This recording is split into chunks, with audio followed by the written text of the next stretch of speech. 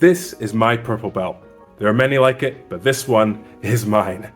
I've been a purple belt now for a few months, and it's a great honor. The purple belt is the second belt you will receive as an adult by promotion. So it goes from white belt to blue belt to purple, then brown, then black. And so purple belt is the middle ground. Many people say the purple belt is like a mini black belt. I would say it's like a passport to the advanced game. It's right in the middle, but you're at that place now where you've crossed a lot of the beginner, intermediate phases, and now you're looking at the advanced game. And so the purple belt is a symbol of that you are approaching the advanced game. And so the purple belt, in my opinion, and by the name of this video, is the passport into the advanced game. So what does the advanced game entail? First thing I would say is it's influence. Influence. You're no longer at the base of the pyramid or maybe slightly further out the pyramid, you're right in the middle. And so, as you know, a pyramid kind of narrows nearer the top. And so you're more of the narrower end of the pyramid. And there is a sense of influence and gravitas that comes with that. First time I put on this belt and started training with my buddies, they were saying, oh, I feel so intimidated. But literally the only thing that changed was the color of this belt, which I used to tie around my waist. But there is a level of gravitas and influence that comes with it.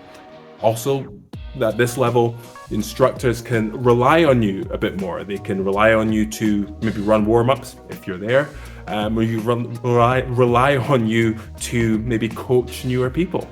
But the truth is, when you receive purple belt, you know enough of the general game of jiu-jitsu to actually coach and help people out. Some cases you may be better at certain things than people that are higher belts than you, but you have a general understanding of the game and a good enough applied knowledge of the general game to be able to coach other people as well. And so that's the influence part. Next is the systems. The systems are how things connect together. You know, blue belt and maybe white belt as well, that you're just looking for those fancy things which work, the moves which work that you like to try and get, a quick tap out or, like a fancy back take or whatever it is. That's kind of like the allure at blue belt, and you're trying a lot of this stuff out. The purple belt, your focus kind of shifts more to, rather than fancy new moves, like you want to connect effective techniques. And that's the kind of a mindset you apply. You want stuff that works, and you want stuff to work consistently, and that's what you look for at purple belt. And you want the things that you do to flow seamlessly together and also be in harmony with your body type, the way your body moves, and your flexibility, and on all that kind of stuff as well. And that's why you see the way blue belts roll with each other is different from the way purple belts roll with each other. And with purple belts, you can see the flow. You can see, even though it may be a hard roll, you can see like the fluidity and the thought of the setups and everything else that's going into the game. And that's because it's the systems aspect. You're trying to connect stuff together that works. And so it's like more of like a chess game. And you're looking to improve on those little adjustments. And that's often seen at the purple belt level as a start. And so you're part of the purple belt is you're building that personalized style, which is uniquely you. You may have moves which everyone uses, like like a butterfly sweep or arm bars or whatever, but then you find ways to make them like fit for your body type and how you move. And you start to look to do that at purple belt level. And your game forms here, and this often forms the foundation of what you'll be at black belt level. Hence why people sometimes say it's a mini black belt. What you see in the purple belt journey is often what gets refined and dialed in and honed until black belt level. And so that's the systems. You're effectively connecting moves that work for you. Next is concepts. Concepts are little rules that are common for jiu-jitsu and grappling and whatever else, and you find them taking place in different positions, like underhooks, for example, head, like cross face, all this kind of stuff, base, posture, like all these concepts which you use on the mats like all the time, and you find them at work, whether it's in techniques or whether it's just in how you carry yourself, and you're more aware of these a purple belt, and you can apply them without overthinking. So you're not, what I mean by overthinking is you're thinking about your posture, but you've forgotten about everything else, and so at this level, you're at that skill level where you can apply a lot of these elements, like keeping your balance, base and whatnot, without having to overthink anything into basically analysis paralysis, right? So at purple belt, that's what you're doing. You know the concepts, you know what to do, but also you know why to do certain things as well. Next is the details, is the detail aspect. And so you're honing in on trying to find ways to make what you do better. And they could be little adjustments.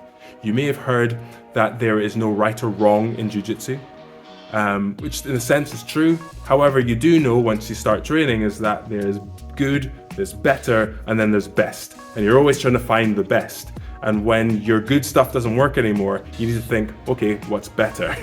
And then how can I make it the best so it can work all the time? And sometimes that's just little adjustments, things which you may have been doing and be aware of at white belt level, for example. We find little adjustments to make them work better and better and better as we go further and further and further along. Setups and grips and ways to control a position, all little minute, seemingly minute details to help make a good position better. And at purple belt, you have the kind of sensibilities and the skill level to recognize these adjustments and apply them to make yourself even better at these techniques.